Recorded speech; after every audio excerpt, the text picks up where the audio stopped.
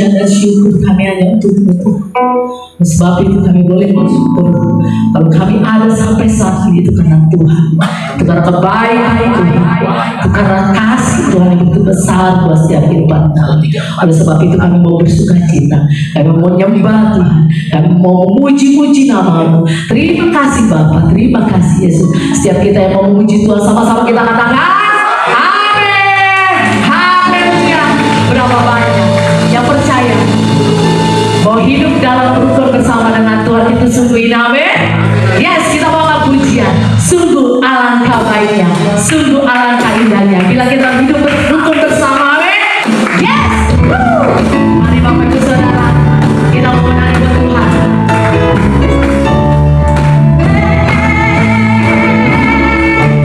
Sama-sama.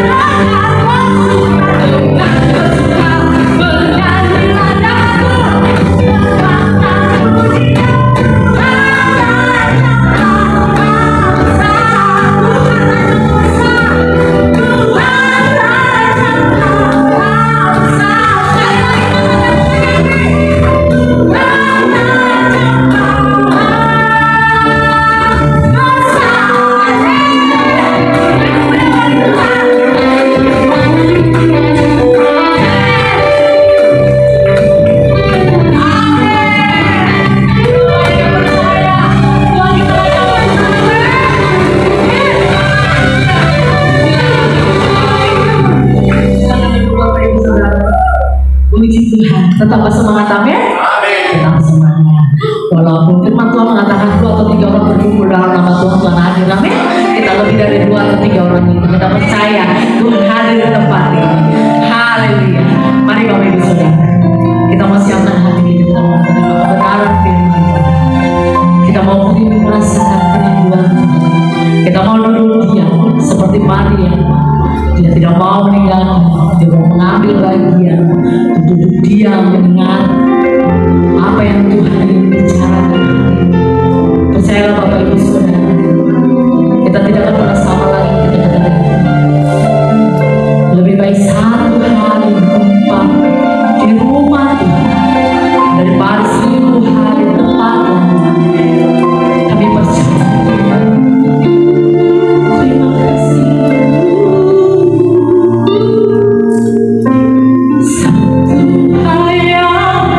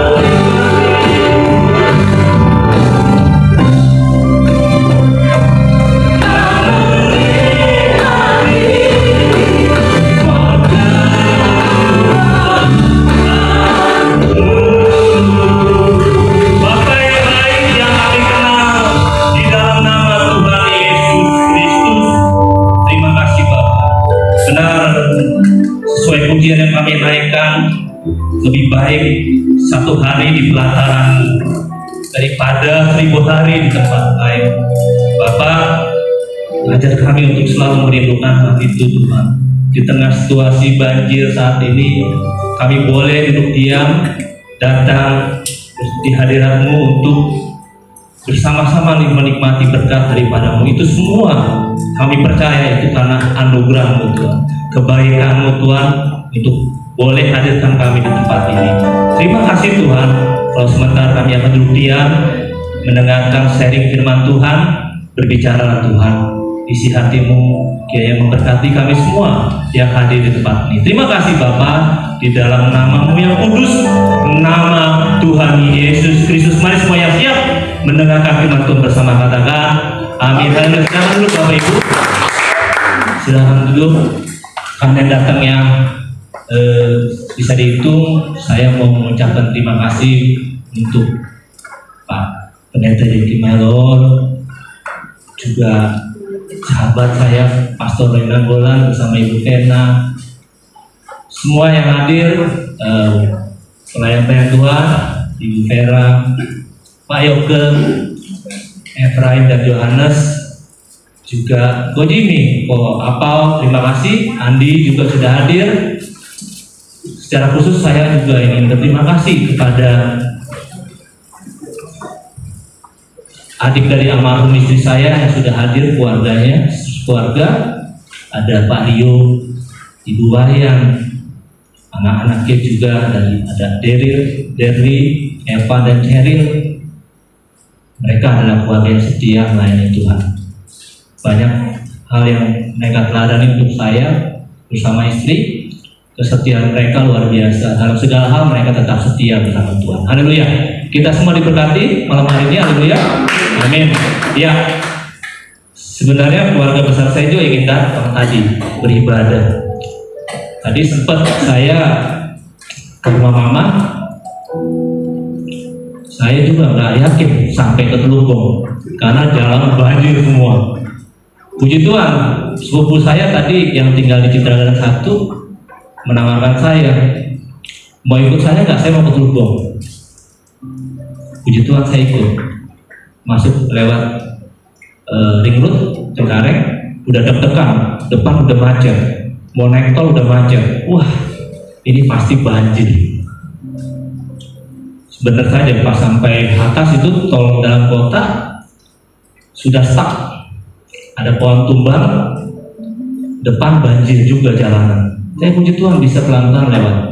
Sampai juga akhirnya di rumah mama.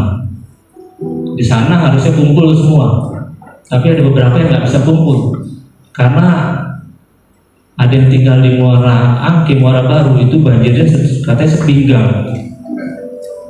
Jadi nggak bisa datang. Hari ini, malam ini harusnya mereka mau hadir tempat ini.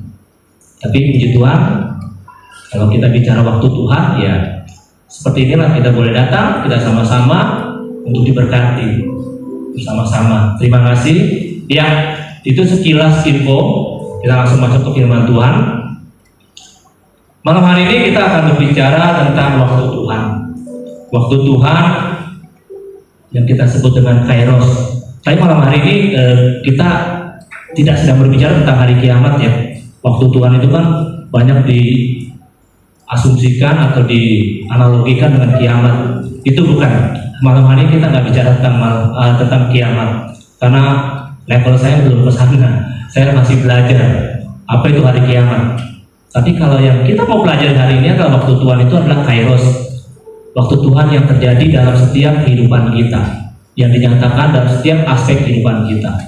Termasuk saya, waktu Tuhan yang terjadi dalam hidup saya, dalam hidup Bapak Ibu Saudara semuanya. Apa sih waktu Tuhan? Waktu Tuhan itu adalah waktunya Tuhan. Waktu yang dimiliki Tuhan. Waktu yang hanya diketahui oleh Tuhan. Kita sebagai manusia tidak pernah tahu kapan waktu Tuhan itu akan tiba. Kenapa? Kenapa hanya Tuhan yang tahu? Ya karena hikmat Tuhan itu tidak terselami. Hikmat Tuhan itu sangat-sangat tidak terukur. Kalau kita hikmatnya hanya sebatas ini, orang jenius mungkin di atasnya, lalu ada lagi orang super jenius di atasnya, Sekalipun seorang Salomo, hikmatnya itu tidak akan pernah bisa menyelami hikmat Tuhan. Dunia akhir-akhir ini berlomba-lomba untuk mencari apa? Mencari jawaban dari Tuhan. Termasuk mereka menggunakan segala cara untuk melihat hal-hal yang paling jauh yang tidak bisa dipandang oleh mata. Mereka menggunakan stetoskop, mereka bisa melihat bintang-bintang, galaksi yang jaraknya ribuan atau ratusan cahaya. Tapi kalau mereka mau melihat waktu Tuhan, itu gak akan pernah bisa. Saya katakan tadi, Salomo pun juga, orang yang berhikmat pun tidak akan pernah tahu. Lalu kalau kita gak pernah tahu tentang waktu Tuhan terjadi dalam hidup kita, dalam setiap doa dan pengharapan kita, untuk apa kita mau mengetahuinya? Kita bukan hanya untuk mengetahui, kita mau belajar malam hari ini, kita mau memahami waktu Tuhan itu seperti apa. Ketika kita bicara tentang waktu Tuhan terjadi dalam hidup kita, seringkali yang terjadi itu bukan hal yang baik-baik saja. Hal yang tidak baik pun juga terjadi dalam hidup kita. Saya agak sedikit ke belakang. Waktu Tuhan adalah kairos. Kairos kita mengenal juga ada yang kronos. Kronos itu adalah waktunya kita. Waktunya bisa diukur secara kuantitatif. Contoh yang kronos itu apa? Ya kayak seperti inilah. Nanti kan saya bicara nih. Saya bicara, waktunya sudah habis seharusnya. Waktunya sudah habis, tapi saya molor bicaranya gitu kan. Nah itu waktunya bisa diukur. Lalu kalau seorang yang bekerja, karyawan itu kan pulang. Kalau saya kan kantor pulang jam 5 sore. Ketika saya sudah bosen bekerja gitu kan, lelah, saya tuh liatin jam terus gitu. Kapan jam 5 itu? Jam 5. Apa gitu? Kurang 5 menit kok lama banget gitu. Itu kronos, waktu yang kita bisa ukur. Tapi kairos kebalikannya, itu waktu Tuhan. Waktu yang nggak bisa diukur, waktu yang kita nggak bisa tahu kapan itu terjadi. Tetapi kairos itu adalah waktu yang bicara tentang kualitas. Ketika waktu itu dinyatakan, maka itu adalah sesuatu yang pasti. Waktu Tuhan itu tidak pernah lebih cepat dan tidak pernah lebih lambat. Tapi masalahnya adalah ketika kita menunggu waktu Tuhan itu, seringkali itu menjadi tantangan buat kita. Saya sering dihadapkan kepada ketika saya berdoa, saya mau berdoa, oh Tuhan saya mau promosi, mau naik jabatan. Tuhan jawab nggak hari itu juga? Enggak. Ketika saya berdoa, Tuhan saya mau sembuh. Tuhan jawab nggak hari itu juga sembuh? Tidak.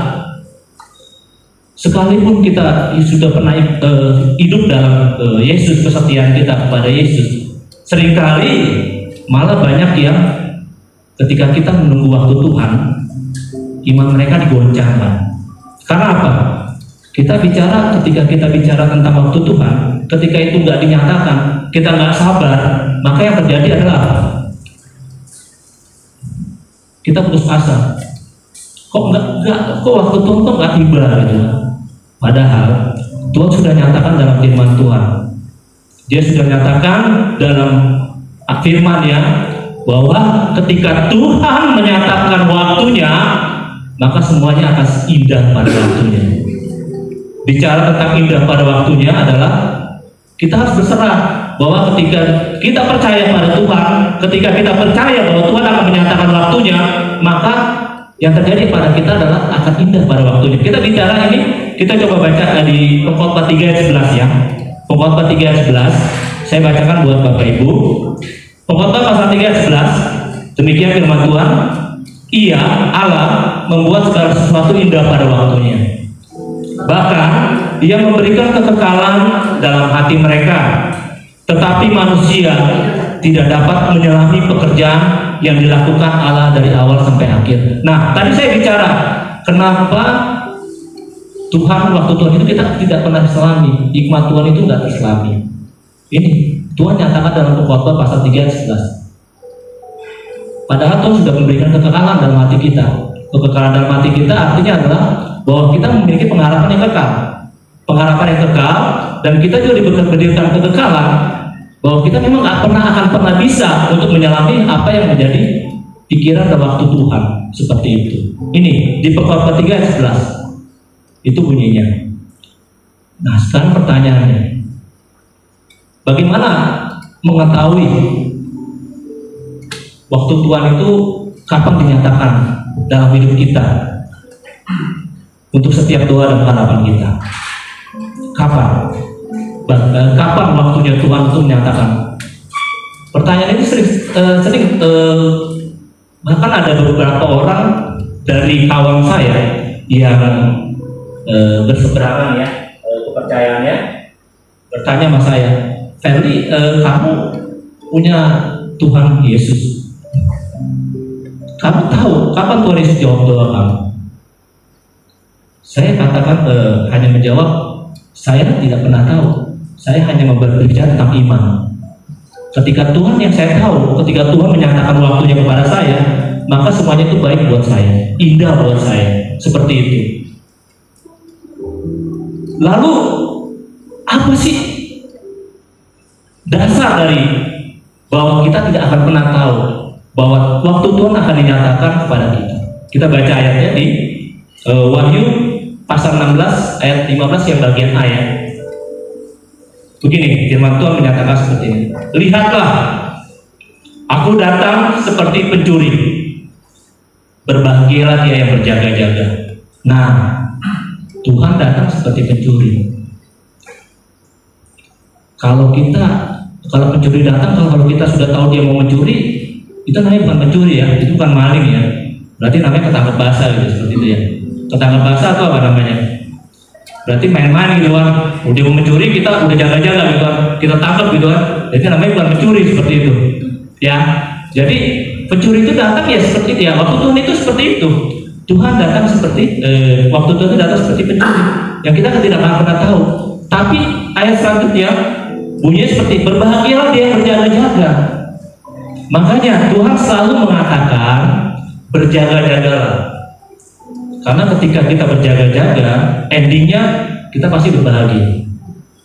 Ketika kita berjaga-jaga itu artinya adalah ketika kita menunggu waktu Tuhan dinyatakan dalam hidup kita berjaga-jaga, kita sabar menunggu, kita yakin dengan iman kita, maka kita akan berbahagia. Nanti saya akan ceritakan betapa saya mengalami hal seperti itu. Nanti setelah di ujung nanti kita akan bicara yang seperti itu ya. Lalu ada ayat juga yang firman Tuhan di 1 Tesalonika 5 ayat 2. 1 Tesalonika 5 ayat 2. Sudah tampilkan? Saya bacakan ya. Karena kamu sendiri tahu benar-benar bahwa hari Tuhan datang seperti pencuri pada malam hari. Pada malam. Jadi hari Tuhan itu datang ya seperti pencuri. Saya seringkali berdoa kepada Tuhan. Sebelumnya saya berdoa selalu meminta, Tuhan saya perlu ini, Tuhan saya ingin ini, Tuhan kok belum terjawab, Tuhan kenapa ini belum terjadi, Tuhan kenapa harus terjadi. Banyak pertanyaan Bapak Ibu. Tapi kalau kita berdoa ya, seringkali kita berdoa seperti orang bicara sendiri. Bicara sendiri, kita nggak tahu wujudnya, apakah dia mendengar kita atau tidak. Kalau iman kita masih seperti itu, maka yang ada adalah kita berdoa selalu meminta. Kita selalu bertanya ke Tuhan. Karena kita sendiri gak yakin bahwa yang kita bicarakan adalah Allah yang hidup, adalah Allah yang benar-benar ada di hadapan kita, Allah yang benar-benar mendengar setiap doa dan harapan kita. Itu yang terjadi pada saat saya, ya hidup saya nggak benar seperti itu. Tapi ketika saya tahu bahwa setiap kita bicara, kapanpun kita bicara, saya tahu bahwa dia sedang mendengarkan saya. Dia sedang ingin mengatakan sesuatu kepada saya. Dia sedang ingin menolong saya. Bahkan dia sedang menghibur saya. Nah, pertanyaannya, apakah Bapak Ibu, Om Tante, semuanya yang ada di sini, apakah sudah lakukan itu? Berdoa bukan sekedar berdoa, tetapi berdoa kita melakukan hubungan yang lebih intim dengan Tuhan. Kita berbicara sama Tuhan itu, kita berbicara seperti saya misalnya dengan Pastor Roy. Kami bersahabat baik. Cuma bedanya adalah ketika saya bicara, beliau balik menjawab, ya kan, seperti itu. Tapi kan gak enak kalau kita berbicara satu arah, hanya mendengar, kita nggak ada jawaban seperti itu. Makanya malam hari ini kita mau belajar sama-sama, termasuk saya, bagaimana kita jangan pernah surut dalam doa kita. Bagaimana kita mau memahami waktu Tuhan itu kapan dinyatakan dalam hidup kita. Nah, untuk itu maka kita perlu memiliki hubungan perjanjian dengan Allah yang lebih intim, lebih peka, memahami apa yang menjadi kehendaknya yang akan dinyatakan dalam hidup kita. Pertanyaan yang kedua, caranya bagaimana kita untuk mengetahui itu? Cara kita untuk mengetahui bahwa Tuhan benar-benar akan nyatakan waktu itu kepada kita. Banyak hal di dalam firman Tuhan itu Tuhan nyatakan semuanya Bapak Ibu. Tapi saya bagikan hanya dua. Yang pertama adalah ketika kita ingin mengetahui Tuhan itu ingin menyatakan waktunya kepada kita, Tuhan ingin menjawab doa kita, Tuhan ingin memberikan bahwa harapan yang kita inginkan itu Tuhan akan wujudkan. Yang pertama, kita harus perlu mencari Tuhan. Kita harus mencari Tuhan dengan apa? Dengan segenap hati. Kalau kita hanya mencari Tuhan dengan main-main aja ya, saya pikir malah yang ada nanti iman kita malah makin goyah. Kalau kita nggak lakukan dengan segenap hati, maka yang kita lakukan hanya sebatas rutinitas. Makanya kenapa di sini ayat firman Tuhan sangat jelas mengatakan kita harus mencari Tuhan dengan segenap hati. Kita baca firman-Nya di dalam Mazmur 119 ayat 2. Mazmur 119 ayat 2. Saya bacakan untuk Bapak Ibu. Berbahagialah orang-orang yang memegang peringatan-peringatannya. Sampai di sini stop ya. Peringatan-peringatannya. Kata yang pertama itu apa? Berbahagialah. Nah, tadi kenapa kita perlu mencari Tuhan dengan segenap hati? Karena ketika kita mencari Tuhan dengan segenap hati, maka ujung-ujungnya adalah kita akan berbahagia. Balik lagi kata berbahagia, saya udah ulangi 2 kali ya. Berbahagia. Ketika kita mencari Tuhan dengan segenap hati, maka kita akan berbahagia. Ketika kita mencari Tuhan dengan tidak serius, kita tidak akan pernah bahagia, Bapak Ibu. Saya sudah lakukan itu.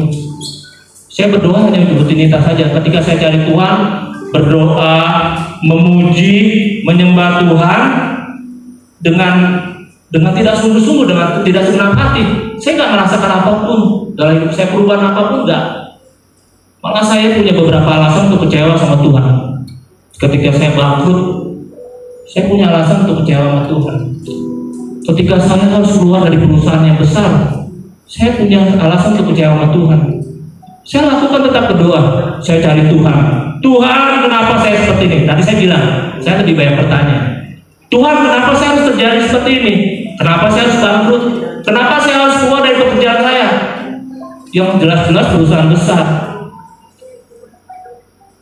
Karena saya tidak mencari Tuhan dengan segenap hati ketika saya berdoa. Ketika saya menyembah Tuhan, saya tidak pernah sungguh-sungguh. Padahal Tuhan banyak cara untuk memberitahu saya loh. Melalui kawan-kawan, saudara saya, termasuk yang saya bilang, keluarga almarhum adik saya pun juga sering mengingatkan. Carilah Tuhan dengan segenap hati, sungguh-sungguh berdoa, beribadah. Tuhan banyak cara untuk menyatakan itu Bapak Ibu, termasuk dari hamba Tuhan semua yang saya kenal. Tapi saya nggak lakukan itu. Tadi saya bilang, saya lebih banyak memiliki alasan untuk kecewa. Tapi ketika saya betul-betul belajar untuk mencari Tuhan dengan segenap hati, maka apa yang pernah hilang dalam hidup saya, Tuhan pelan-pelan kembalikan kok. Tuhan pelan-pelan proses semuanya itu, walaupun tidak sama seperti yang dulu. Saya kembali ke tempat pekerjaan, walaupun bukan yang seperti yang dulu, tapi saya sangat menikmati pekerjaan saya saat ini. Ketika Tuhan pelan-pelan mengembalikan semua berkat yang hilang, walaupun tidak sama dengan yang dulu, tapi saya sangat bersyukur, saya sangat damai sejahtera, sukacita yang ada. Karena apa? Saya berada di lingkungan dengan saudara-saudara semua. Saya mengenal Pastor Jeki, Pastor Roy, semua hamba Tuhan, saudara-saudara saya mensupport seperti itu. Itulah ayat Tuhan mengatakan jelas, Bapak Ibu. Carilah Tuhan dengan segenap hati. Kalau dengan segenap hati Tuhan engkau cari, maka kita akan berbahagia. Amin, Bapak Ibu. Lalu yang kedua, ketika kita cari, kita ketemu sama Tuhan, apa yang kita lakukan? Kita mencari dengan segenap hati nih, udah pasti Tuhan kita ketemu, walaupun dengan tidak berwujud. Tapi kita dengan iman, kita tahu bahwa kita sudah bertemu dengan Tuhan. Apa yang kita lakukan? Kita hampiri, menghampiri Dia, berlutut di hadapannya. Kenapa kita harus berlutut di hadapan Tuhan? Ya jelas, Bapak Ibu, karena Dia yang menjadikan kita, Dia yang menciptakan kita. Kalau kita berlutut di hadapan manusia, saya rasa itu nggak pantas ya. Bukan nggak pantas, maksudnya kita hanya boleh berlutut dengan segenap hati kepada Dia yang menciptakan kita, menjadikan kita dari awal. Tuhan, kita harus berlutut. Kita berlutut, kita berdoa.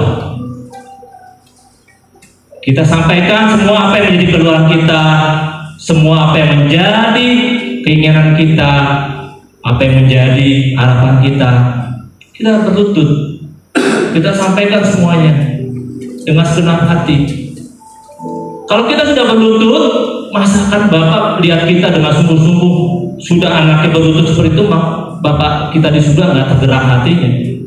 Dia pasti akan melihat kesungguhan hati kita berlutut dengan segenap hati, dengan rasa tulus, dengan iman bahwa Tuhan sedang mendengarkan kita, maka Dia juga akan mengabulkan apa yang menjadi keinginan kita. Dan ketika Dia sudah mengabulkan itu, maka terciptalah tadi yang saya bilang, kairos, waktu Tuhan yang tidak akan pernah terlambat, tidak pernah lebih cepat dan tidak pernah lebih lambat. Itu banyak terjadi, Bapak Ibu. Saya pernah beberapa hal saya alami seperti itu. Kalau orang dunia bilang, itu kebetulan Ferdi, kebetulan aja, itu bukan waktu Tuhan, kebetulan aja ya tiba-tiba gitu seperti itu, gitu kan. Jangan memiliki iman seperti itu, karena setiap waktu yang kita dapatkan dari Tuhan itu adalah waktu Tuhan, bukan hal yang kebetulan. Kebetulan semua itu adalah duniawi, Bapak Ibu. Lalu kenapa kita harus memahami waktu Tuhan? Kita belajar malam hari ini, kita kan mau memahami waktu Tuhan ya. Ketika kita mencari, kita mendapatkan, kita bertemu dengan Allah, lalu kita menghampiri berlutut, Tuhan nyatakan waktunya, dan di situ kita harus memahami, Bapak Ibu. Kenapa kita harus memahami? Karena ketika waktu Tuhan, yang tadi saya katakan di awal ya, ketika waktu Tuhan dinyatakan, itu tidak selalu baik untuk kita. Ini yang enaknya.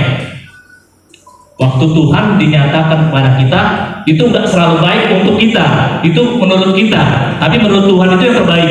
Itu menurut Tuhan ada yang terindah. Mau contoh, ya, ketika tadi saya meminta Tuhan untuk, Tuhan, saya tidak mau ingin keluar dari perusahaan ini. Tolong Tuhan, saya tidak mau keluar dari perusahaan. Tapi ketika waktu Tuhan datang, saya harus keluar. Berarti kan itu waktu Tuhan tidak, yang saya tidak harapkan seperti itu. Kita harus memahami waktu Tuhan. Kita memahami waktu Tuhan bukan saat itu, tapi saat untuk ke depan. Tuhan punya rencana indah buat kita, Bapak Ibu. Tuhan ingin kita berbahagia. Nah, inilah yang terjadi dalam hidup saya seperti itu. Maka ketika Tuhan menyatakan waktunya, kita harus memahami. Yang tadi saya bilang, karena waktu Tuhan tidak selalu baik buat kita, tapi selalu indah buat Tuhan dan terbaik buat kita. Itu menurut Tuhan. Dan kita harus belajar bersyukur. Ketika Tuhan menyatakan waktunya, ketika itu tidak baik buat kita, kita harus belajar bersyukur, Bapak Ibu. Kalau nggak bersyukur, wah repot. Yang ada kita pelarian banyak. Kita banyak hal lakukan, kita makin jauh dari Tuhan. Tadi yang saya bilang, saya punya banyak alasan untuk kecewa sama Tuhan. Ketika saya menerima waktu Tuhan yang tidak sesuai dengan kehendak saya, dengan keinginan saya, maka saya kecewa. Kalau saya kecewa, saya nggak bersyukur, saya makin jauh dari Tuhan. saya makin meninggalkan dia, Bapak Ibu. Makanya ketika kita belajar tentang waktu Tuhan dinyatakan, kita harus bisa lebih memahami dan kita harus bisa bersyukur kepada Tuhan. Kalau kita baca dunia teknologi akhir-akhir ini luar biasa jahatnya. Maksud saya jahatnya apa? Mereka canggih. Mereka ingin selalu mengetahui apa yang menjadi keinginan Tuhan. Contohnya ya. Contohnya adalah saya baca tahun ini baru ditetapkan ada yang namanya Doomsday Clock ya, jam kiamat pernah baca ya. Jadi tahun ini ada yang paling cepat. Jadi itu semua dari semua ilmuwan itu mereka berkumpul menetapkan dengan beberapa parameternya bahwa jam kiamat tahun 2025 itu adalah 87 detik menuju tengah malam. Ini adalah jam kiamat yang paling cepat di tahun ini. Ini kita bicara tentang dunia ya. Betapa dunia itu ingin mengetahui apa yang menjadi pikiran Tuhan. Sampai hari kiamat pun mereka mau pastikan itu melalui jam kiamat. Parameternya mereka lakukan adalah perang Rusia Ukraina, lalu pandemi, ya kan? Lalu perang mata uang, embargo ekonomi, ya kan? Seperti itu. Itu parameter mereka. Itu yang pertama. Betapa dunia itu makin ingin mengetahui apa yang menjadi isi pikiran Tuhan. Lalu yang berikutnya ada mereka bisa memastikan kalau seseorang tanda-tandanya akan meninggal. Mereka bisa memastikan menurut mereka 1 bulan atau 9 hari atau 7 hari sebelum orang meninggal dengan tanda-tanda. Itu dunia. Mereka semakin ingin melihat isi pikiran Tuhan. Tapi mereka nggak pernah akan bisa pastikan itu. Misalnya tanda-tanda orang akan meninggal adalah nafsu makan berkurang, terus sering tidur, lalu tekanan suhu tubuh menurun, mulai menjauh dari aktivitas sosial. Lalu apa lagi? Yang terakhir yang paling parah, halusinasi, gitu. Jadi kalau setiap orang sudah mengalami hal itu, hati-hati katanya. Itu dia dalam waktu sebulan atau kurang dari 9 hari dia akan meninggal. Seperti itu. Itu dunia semakin ingin menyamai. Dia ingin ingin mendekati bahwa bukan mendekati ya. Kematian itu adalah Tuhan yang tahu, gitu kan. Walaupun itu hal yang pasti, tapi mereka ingin mempelajari gitu loh, seperti itu. Bicara tentang itu saya alami Bapak Ibu. Tahun lalu saya beresolusi tahun 2024. Saya beresolusi, Tuhan saya mau tahun 2024 itu saya mau sehat, panjang umur, bersama keluarga kumpul melayani Tuhan lebih setia lagi. Awal tahun 2024 saya beresolusi, tapi apa terjadi? Saya ingin waktu saya seperti itu, tapi waktu Tuhan tidak seperti itu. Iya dong? Apa yang saya minta panjang umur tidak terjadi. Istri saya dipanggil lebih cepat. Efek dari itu saya alami. September sampai sekarang saya baru berasa yang namanya akumulasi itu. Rasa kesedihan, kehilangan, sampai akhir tahun kemarin saya nikmatin itu. Akhir tahun sampai awal tahun itu saya nikmati dengan sakit di fisik saya, itu akumulasi. Padahal saya di Bandung bawa mobil sama anak-anak itu. Di Bandung sampai sana saya nggak bisa nikmati liburan loh. Pada saat makan malam menggigil badan, demam, tidur nggak bisa. Besoknya sarapan saya nggak bisa turun, maunya tidur terus. Tanda-tanda orang mau meninggal ya.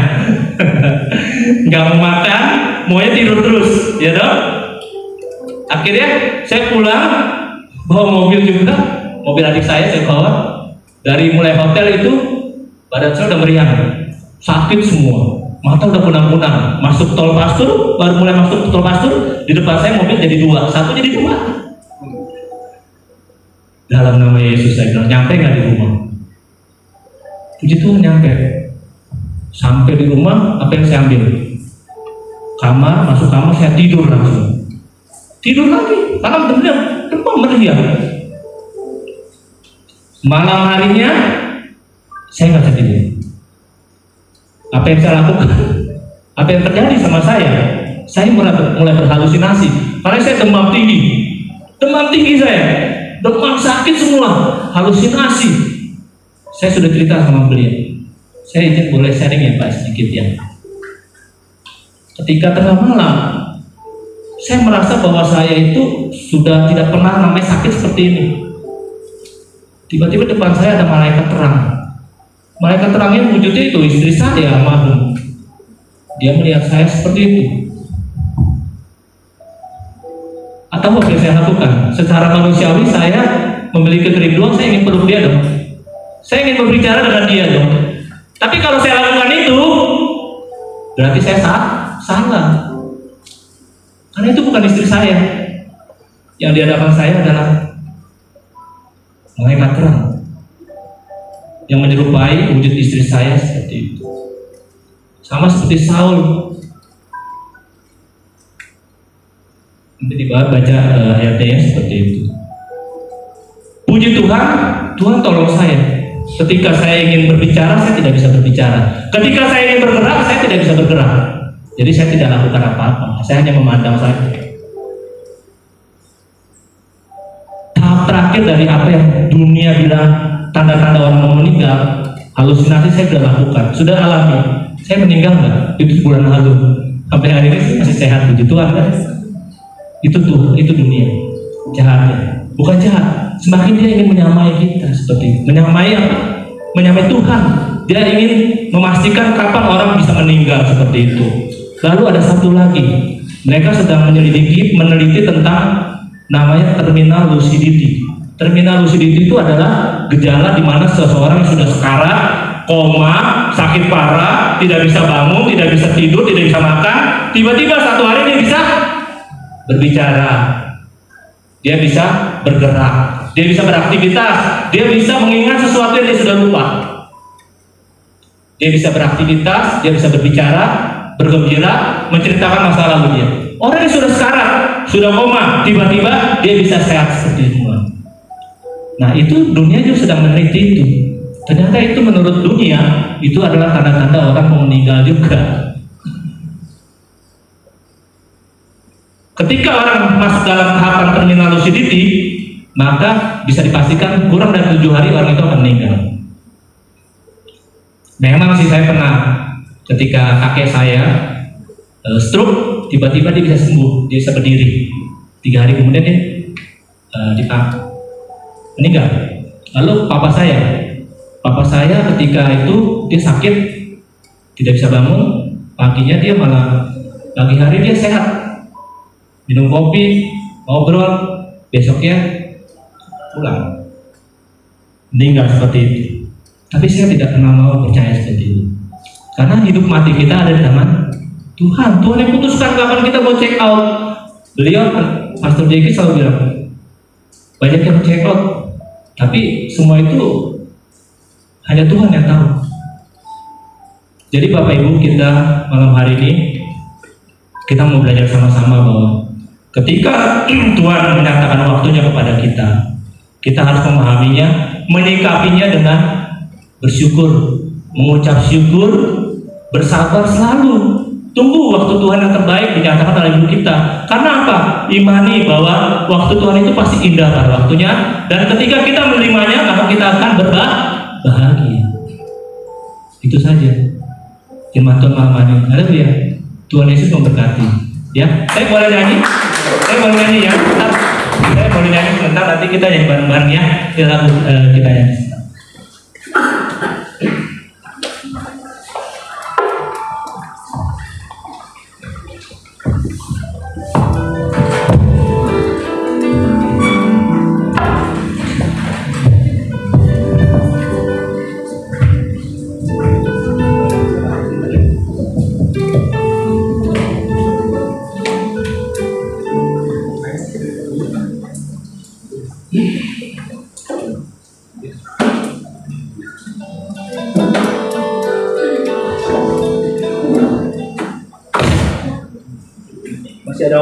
Masih ada waktu 5 menit.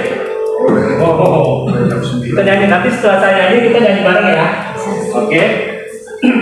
Saya hanya bisa main gitar di kunci C sama G doang. Jadi saya belajar dari Pastor Roy.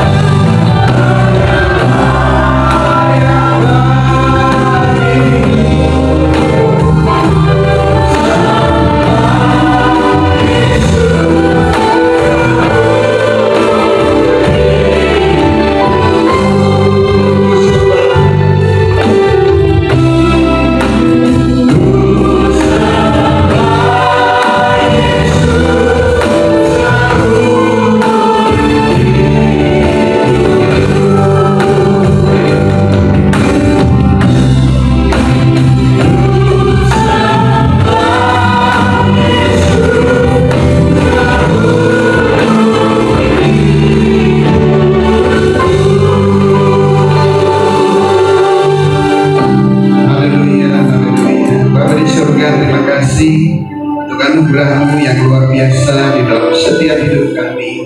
Engkaulah pusat penyembahan bagi kami semua. Terima kasih untuk waktu kekekalan yang telah Tuhan nyatakan di dalam setiap kehidupan kami. Karena Kau menciptakan kami di dalam kekekalan itu ya Tuhan. Dan terima kasih untuk waktu Tuhan yang telah Tuhan nyatakan di dalam setiap hidup kami.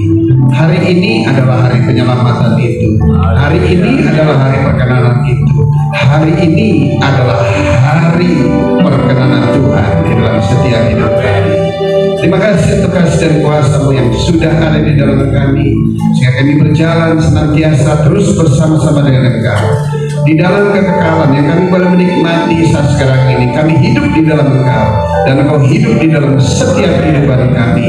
Bagi kami tidak ada lagi yang lain, hanya Engkau lah milik kami di surga, dan hanya Engkau lah yang kami ingini di bumi ini ya Tuhan. Terima kasih Bapa di surga, berkati Pak Andreas dengan cara mengajar dan luar biasa. Pemulihan terus terjadi dalam kehidupannya.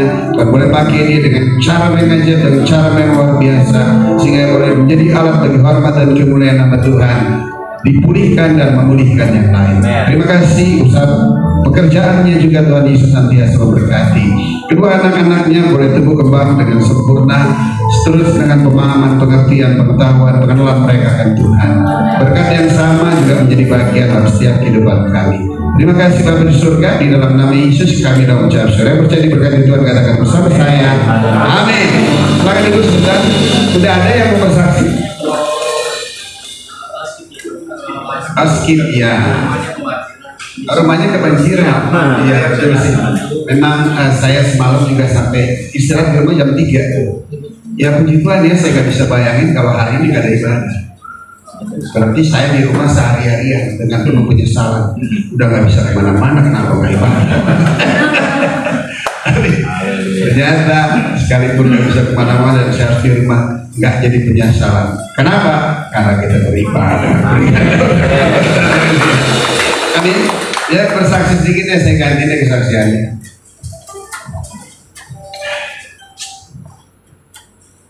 Tuhan itu mau kita secara keseluruhan, karena Dia menyerahkan dirinya seluruhnya buat kita. Amin. Nah, minggu lalu ya, kapan nih Bapak suruh kirimkan HP? HP yang buat baca Alkitab, lagi ngertian hari ini. 2 minggu lalu. 2 minggu lalu. Oke. 2 minggu lalu saya agak saya pikir saya perlu Alkitab karena saya nggak pakai kacamata dan nggak mau seperti itu. Ya. Jadi saya baca Alkitab kan dengan HP. Namun di HP itu banyak aplikasi-aplikasi sosial media. Nah, itu sepertinya sih saya nyaman, tapi belakangan agak terganggu. Dan akhirnya saya bilang sama Efraim cariin Papa deh HP yang murah-murah aja, tapi yang penting Papa baca untuk khusus baca gitu. Oh iya deh Bang, ya, cari harganya normal ya udah, semurah-murahnya kan di atas juta juga. Oke, ya udah tunggulah ya. Dan kadang apa yang kita inginin pada Tuhan juga perlu ditunggu. Sebagaimana kita nabur benih, udah jadi bongkar-bongkar, diamin aja, tunggu, ntar kita tunggu, jangan cari-cari mana tunggu. Malah repot nanti. Kami ya sudah. Nah setelah itu paginya saya bangun, dan ada suara firman dari hati kita, bilang sebelahnya, anak Tuhan yang hidup dalam roh pasti firmannya selalu ngomong dalam hidup kita. Amin. Bukan iblis yang menyamar seperti malaikat perang. Bisa bayangin Mas. Toto maaf ya, kan beres ya. Toto ibu-ibu pas Pak Andreas lagi begitu, Ibu Elizabeth kan Andreas, aku merindukan engkau. Terus Toto dia peluk. Coba apa yang peluk? Ada gak? Orang bilang dia apa? Di Tuhan dia, lingkungan Tuhan, kamu terarti. Kalau dia bergerak, gerakannya kacau. Pasti kan dengan emosi. Pasti Tata telepon saya.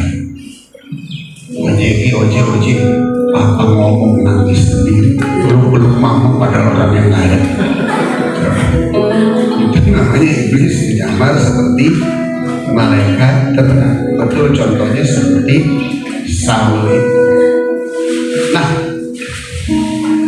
di hati saya biasalah kadang-kadang ada yang berat. Terus Tuhan cuma bilang, bawalah segala keinginanmu kepada Tuhan dalam doa dan penuh ucapan syukur. Saya langsung sujud dan berlutut, saya berdoa, Tuhan, aku membawa keinginanku kepadamu. Belum ngomong, Roh Kudus langsung memimpin saya. Ternyata keinginan saya nggak ada lagi lain, agar kehendak Tuhan itu menjadi bagian dalam hidup saya. Cuma itu. Sedangkan keinginan-keinginan yang banyak dan rencana-rencana itu banyak banget. Tapi begitu dalam hadirat Tuhan, cuma satu. Hanya kehendakmu Tuhan yang menjadi keinginan itu. Selesai. Setelah selesai, saya masih sujud. Udah duduk sih karena udah terlalu lama yang nggak berlutut kan. Kita kayak buku agak keram gitu, terlalu banyak berlutut. Nggak terlalu juga. Kehendak Tuhan dalam dosa itu jelas banget. Jauhi media sosial. Sederhana.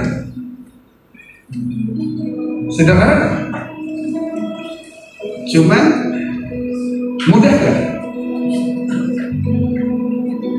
Pertama, sederhana, sepakat kan? Mudah kan? Tidak sepakat berarti. Sebetulnya Tuhan begitu. Dia very simple. Tapi kita seringkali buatnya menjadi gak gampang. Bayangin kan follower yang biasa tampil-tampil si Jeki di IG, Facebook, posting terus ke sana, ya. Followernya juga ada, belakangan lebih banyak-banyaknya lagi tuh yang menyaksikan. Dan bilang jangan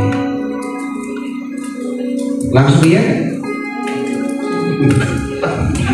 bergumul, tapi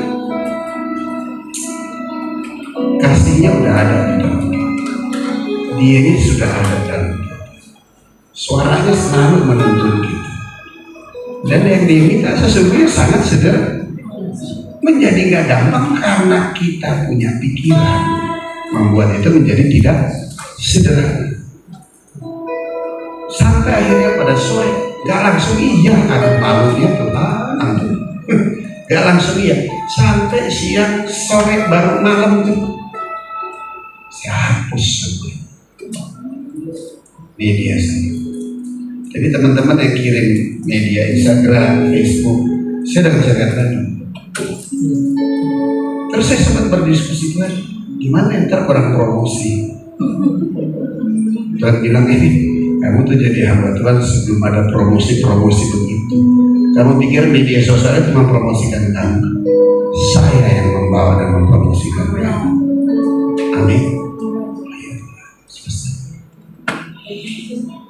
Amin. Jadi saya mungkin agak kurang bergaul di kedepannya tentang media. Gak apa-apa. Yang penting saya tahu Tuhan. Haleluya. Amin. Mungkin saya norak di situ. Enggak apa. Yang penting saya gak norak di hadapan Tuhan. Amin. Lepas tiba-tiba ada teman anak-anak, ibunya. Dia bilang, Pastor Jack datang, anak saya ulang tahun 17 tahun, ulang tahun, minta saya khotbah, minta saya doa. Dia iya. Kalau 20 tahun lalu sih masih iya kita ketua pemuda. Ini udah lancap. Gue jadi aneh di situ. Betul. Mungkin teman-teman yang bilang tuh nggak salah mengundang pendeta yang model gini. Karena perubahan tuh ya kan. Tapi itulah setelah selesai sampai firman, kami duduk makan, ya gak perlu lama-lama lah, kita mau pulang. Tapi sebelum pulang bisa dia, tunggu pak. Kenapa ya? Tunggu pak. Kenapa ya? Belaga aja, kenapa? Gak tahu ada apa kan gitu. Sefrekuensi lah kita. Itu ya. Jadi Ya udah, tunggu Pak. Nggak tahu dia tunggu Pak ya. Keluarga sampai depan lift gitu, dia keluarin tas. Pertama untuk saya, yang kedua untuk istri saya. Masih dilihat lagi, jangan ketukar. Dalam hati gue nggak usah pikir ketukar atau enggak, ntar gue jadi hamil. Nah akhirnya apa itu? Dia cerita Pak Yiki ini ada apa sih? Ada tablet yang terbaru Pak Yiki. Oh ya, tablet terbaru. Si Efrem sampai kan sebelah saya nih kan. Dalam hati Nora lo pakai kaget. Bener. Begitu keluar itu saya udah gak tahan di mobil udah dibongkar duluan. Bukan kan. Gak tunggu di rumah dulu. Aku tuh bohong begitu. Saya bukan yang begitu. Amin. Lo kalau dapat kepretan amplop, lo kan tunggu sampai rumah, bukannya nunggu aku kelamaan. Amin. Buka bro. Wih nggak tahu. Warnanya juga putih. Harganya berapa? Enggak, cuma asal buat kesaksian. Mahal itu. Waduh. Terus yang kamu tawarin handphone itu berapa harganya? 1 jutaan. 1 juta. Yang saya mau yang dia tawarin 1,2 pakai nunggu lagi. Amin. Tapi pada waktu kita taat dengan Tuhan mau kita melakukan. Haleluya, amin. Bagi dia lah yang sanggup memberikan jauh lebih banyak, jauh lebih besar dari apa yang kita doakan dan yang kita mampu pikirkan. Haleluya, amin. Artinya apa? Tuhan tuh dia udah ada dalam hidup kita. Dia mau itu kita mengutamakan dia lebih dari segalanya. Amin. Dan memang saat-saat itu tuh yang saya rindukan. Dari saya sejak bertobat nggak ada lagi tuh hal-hal yang bersifat keduniawian, nggak ada lagi. Pertama 4 tahun pertama saya nggak kemana-mana, tuh tahun kelima gue norak banget masuk ke mall, pegang naik eskalator pegangan. Padahal banyak di Jakarta. Saya balik, jadi orang begitu. Dan saya rindukan sekali itu. Ternyata Tuhan tolong dan bantu. Amin. Ayo Pak Bu, adakan quality time. Kenapa sih kita buat ibadah di tempat ini? Kamu dilayani di dalam doa, kamu dilayani dalam ujian penyembahan, kamu dilayani dengan firman. Tujuannya apa? Agar peribadahan ini menjadi peribadahanmu yang pribadi di rumah. Amin. Kamu berdoa kepada Tuhan, minta kehendak Tuhan. Kamu menyembah, memuji dia, nyanyi walaupun fals, nyanyi aja. Amin. Amin. Selanjutnya apa? Izinkan Tuhan melayani kita. Dengan apa? Kita baca firman. Pada waktu kita baca firman itu artinya kita sedang mengizinkan Tuhan melayani setiap kita. Amin. Dan setelah itu dia akan tuntun jalan kehidupan kita terus ke depan. Dan dimanapun kita berada, penyertaan Tuhan sempurna, maka kita yakin dan percaya berkat-berkat Tuhan menjadi bagian dalam hidup kita. Amin. Nora ya kesaksian ini. Nora. Istri saya juga kebagian akhirnya. Dapat juga di atas yang satu. Pasti juga lagi minta kan? Ya nggak mah? Gue udah mesti ganti nih HP nih. Anak-anak udah duluan, gue belum nih. Dalam hati kalau kamu ngurutin HP-nya mau yang lipat lah, yang itu ya. Yang harganya tinggi banget tuh, paling murah berapa? 24-25 juta. Berapa? Mahal.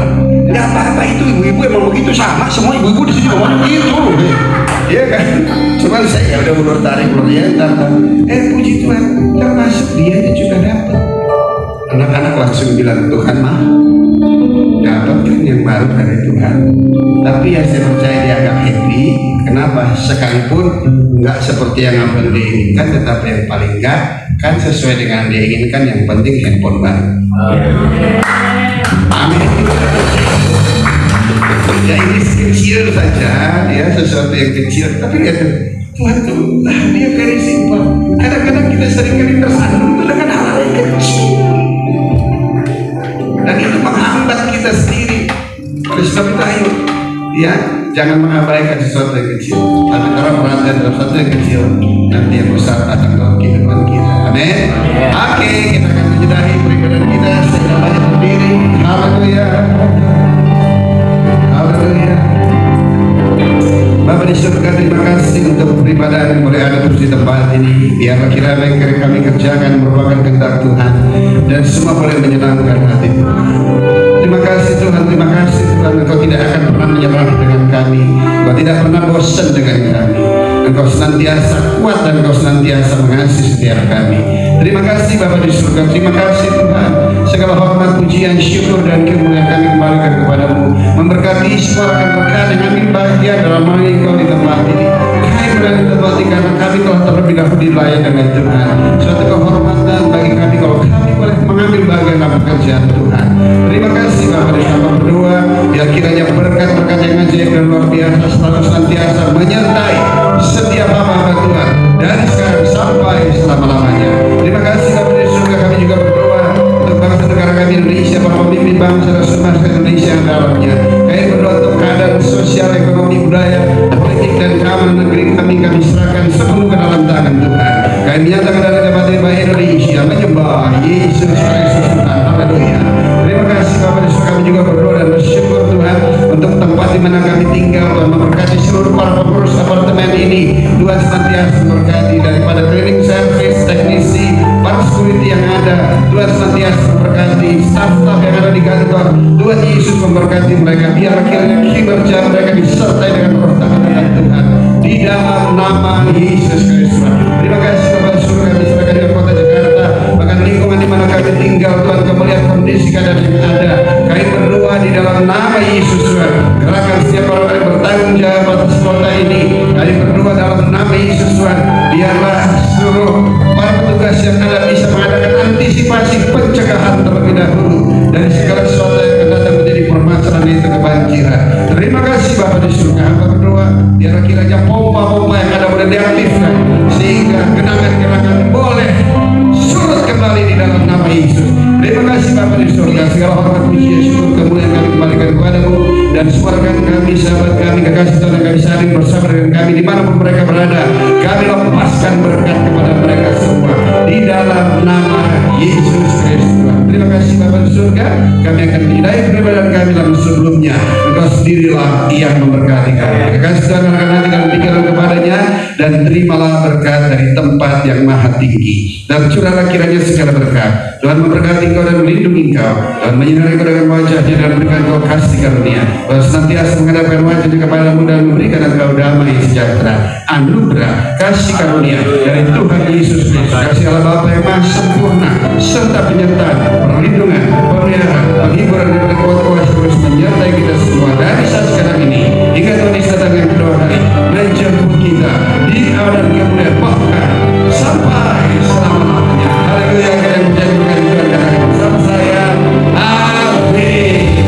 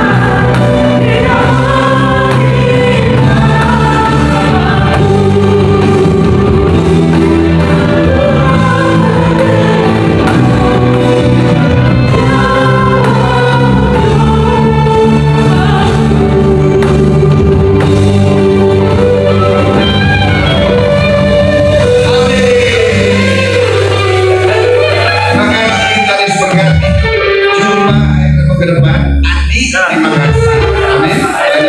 ya.